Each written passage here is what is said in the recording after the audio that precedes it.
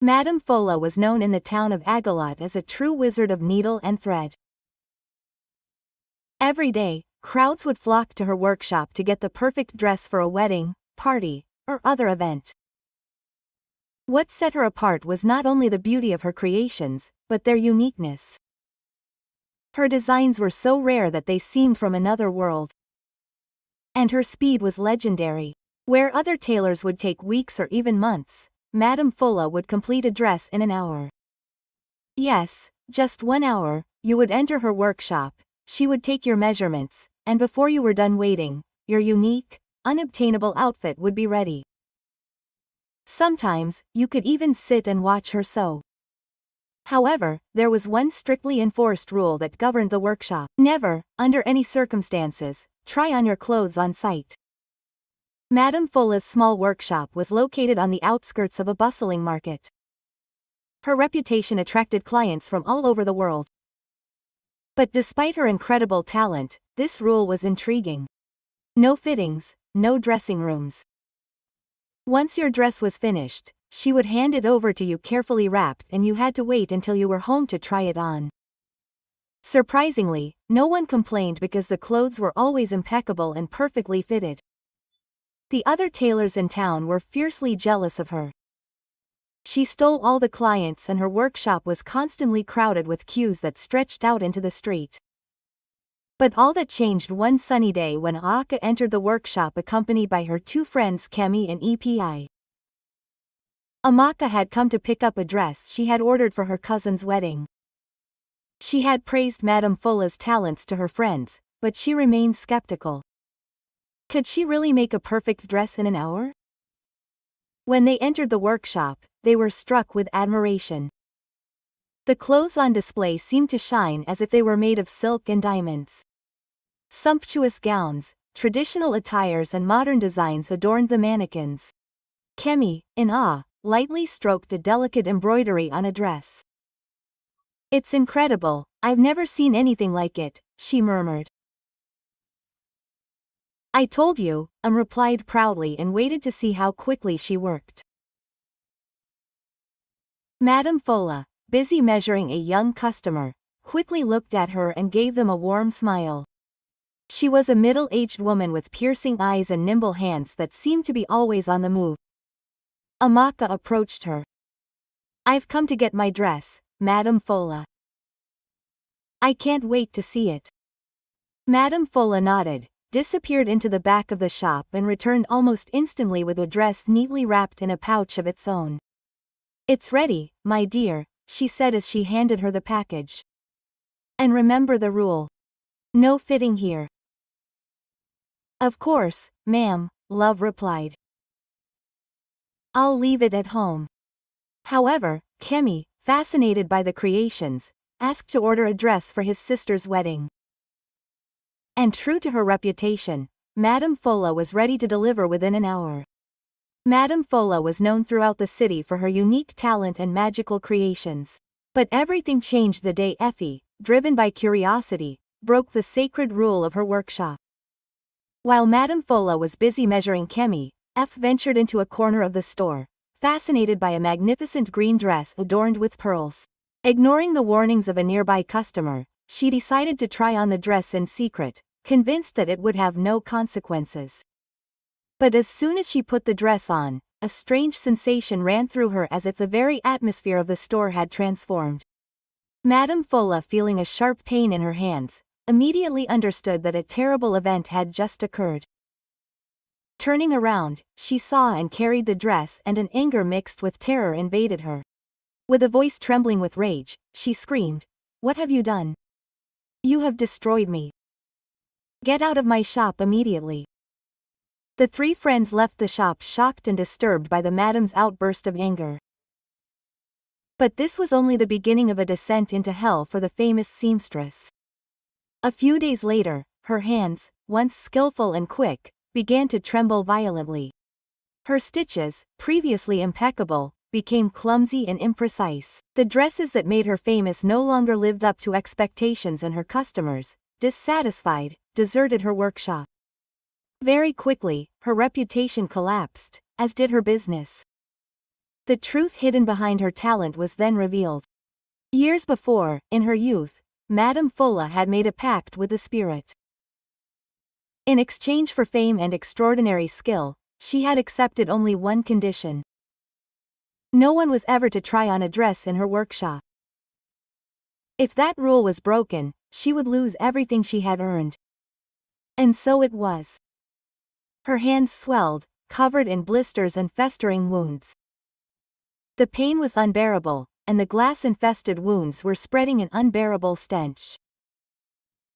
Desperate, Madame Fa tried to beg the spirit to undo the curse, but there was no turning back. She had broken the terms of the pact, and her punishment was irrevocable. Every night, she mourned her past glory, her useless hands a constant reminder of her downfall. Her dreams of success, built on a dangerous pact, had turned into an eternal nightmare. She had worked hard for her workshop, her reputation, her dream, but it was all falling apart before her eyes. One evening, Amaka, consumed by guilt, could not bear the situation any longer. Although she knew that F was responsible for breaking the rule, she felt implicated. She decided to visit Madame Fola to apologize. When she arrived at the shop, the door was unlocked but the store was empty.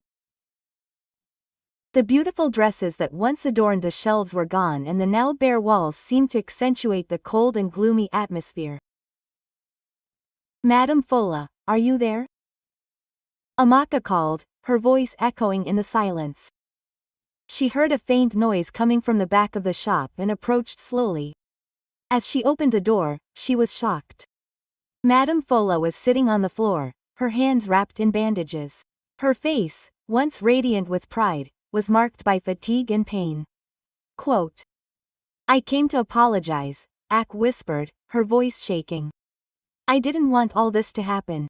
Madame Fola shook her head, a sad smile on her face.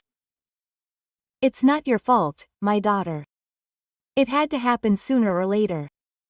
The spirit has come to take back what it had given me." Amaka's heart sank as she saw the once strong and proud woman reduced to this state. She wanted to help her but didn't know how. Madame Fola became a recluse, avoiding the curious glances of the villagers. She knew her fate was sealed. The gift the spirit had given her was now lost. A month passed, but Amaka couldn't get the image of Madame Fat out of her mind. Every time she saw the dress she had bought that day, she thought of the kindness and talent of the woman and her tragic fall. Realizing that no one else would come to help her, she decided to act. Gathering all her courage, she returned to the shop. Knocking softly on the door, she said, "Madame Fola, it's me, Amaka, please open up." After a long silence, she heard shuffling footsteps approaching. Mrs. Fa opened the door, her face lined with tears, her eyes swollen and her timblema too weak to stand. She let herself be guided by Amka, who helped her to sit down. Mrs. Fa's hands, wrapped in bandages, were still swollen, covered in painful wounds that showed no signs of healing. Quote, "You can't go on like this, ma'am. We're going to get help," Mrs. Fola said firmly. Without protest, Mrs. Fola let herself be taken to the hospital. The doctors, stunned by the state of her hands, examined her carefully, whispering to each other. Quote, "This level of swelling in her wounds, it's unbelievable. What could have caused this?" One of them whispered. They applied the best treatments possible, but the wounds remained stubborn, refusing to heal. Each day that passed reinforced the impression that an invisible force was preventing any improvement. Amaka, helpless, remained at Mrs. Fola's side, determined not to give up, even in the face of the inexplicable. But Amaka, determined, decided that it was time to seek more than just medical support. She knew that Mrs. Fola had always been deeply spiritual. Amaka then contacted some pastors from her church, explaining the situation to them. They agreed to come and pray for Mrs. Fola. The pastors arrived early the next morning in Mrs. Fa's room carrying anointing oil. They began to pray fervently for her, seeking to break any curse that might have weighed on her. Every day, Amaka stayed by Mrs. Fola's side during every prayer session and every treatment, encouraging her to stay strong. The pastors prayed for her hands, her heart and her spirit, bringing comfort with every word. They also blessed the entire shop room by room, seeking to chase away any lingering darkness. The prayers continued for several days and Amaka never left Mrs. Fa's side, offering her support and comfort. Gradually, the swelling in Mrs. Fa's hands diminished and the wounds began to close. He knew he was witnessing a miracle. Mrs. Fola herself was surprised to see her hands slowly return to normal. For the first time in weeks, she could move her fingers without pain and the wounds had almost completely closed. The curse had finally been lifted and Mrs. Fa's health restored. Once fully healed, Amaka gently suggested that perhaps it was time for Mrs. Fola to reopen her tailoring shop. Amaka, I didn't know. Mrs. Fa hesitated, looking away. Everything that happened, I doubt anyone would want to come back. People must be too scared or angry to set foot in that place again.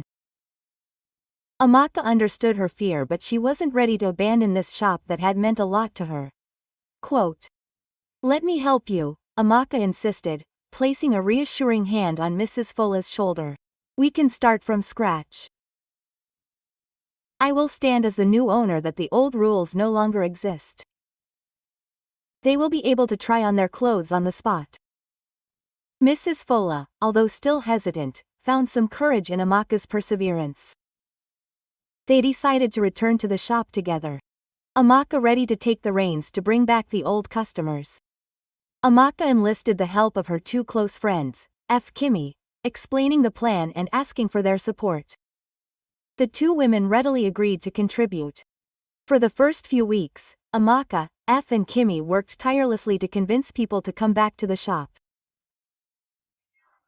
They reassured everyone that everything was now safe and that the old rules no longer applied, that Mrs. Fola was fine, that no one was at risk by visiting the shop and that the old rules were definitely a thing of the past. The shop, now open and welcoming, had a new look and no strict rules. Although Madame Fola was still a little nervous, she began to participate quietly, lending her sewing skills to Amaka as a silent partner. At first, customers were hesitant, peeking inside without actually entering. Some looked around and murmured, unsure if the curse had truly disappeared. But Amaka, courageous, remained patient and welcoming, greeting everyone warmly and inviting them to try the shop's services again. She and her friends reassured the customers that there was nothing to worry about and that Madame Fola was simply a talented seamstress who had fallen on hard times. Over time, Amaka and her friends' perseverance paid off. Slowly but surely, people began to return, placing orders and renewing their trust in the shop. To their surprise, Madame Fola still displayed exceptional talent, creating rare and stunning designs, though it took her longer for each outfit. Customers were delighted with the quality of her creations and were willing to wait for clothes that no one else in town could match. Amaka hired other tailors to reduce the time and meet the growing demand. A new energy seemed to envelop the place, breathing new life into the once dreaded shop. With ACA's support and encouragement, Mrs. Fola began to regain her confidence. Even though she was no longer the face of the shop, she was grateful to be a part of it. Together, Amaka, Mrs. Fola and their team rebuilt the shop's reputation. Eventually, it became busier than ever. Amaka's persistence and dedication paid off and people from all over town came back, trusting the new management and the warm atmosphere of the place. Amaka had given Mrs. Fola a second chance, not only at her business, but at her life. Full of attitude, Madame Fola was happy to work in the shadows, knowing that she had a true friend who had stood by her when everyone else had abandoned her. The moral of this story is that we should never underestimate the power of perseverance, compassion and mutual aid. Amaka, by choosing to support Madame Fola despite the hardships, shows that empathy and action can transform lives and overcome the darkest obstacles. This story also reminds us that everyone deserves a second chance and that even in adversity, resilience and solidarity can bring back hope and breathe new life into what seemed lost. So, if you walked into a store with such rules, would you stay for their service or would you leave? Share your answer in the comments. Thanks for watching.